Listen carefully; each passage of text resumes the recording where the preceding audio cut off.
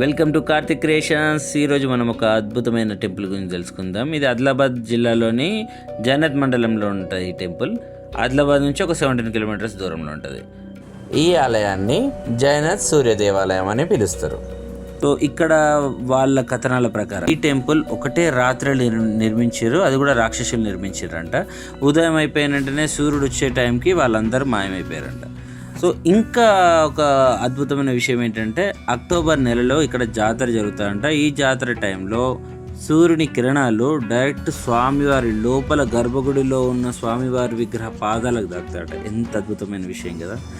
So ఇక్కడ ఈ temple రాక్షసులు కట్టినా సరే ఎంత అద్భుతమైన నిర్మాణం అంటే అసలు మన కళ్ళని తిప్పుకోలేం, అంత అద్భుతంగా ఉంటుంది. ఒకటే రాయి పైన నిర్మించింది. ఇది 1000 సంవత్సరాల క్రితం నిర్మించిన టెంపుల్, చెక్కు చెదరకుండా అంతే ఉంది. సో మీరు కూడా ఆదిలాబాద్కి వెళ్తే ఈ టెంపుల్ని మాత్రం అస్సలు మిస్ కాకండి.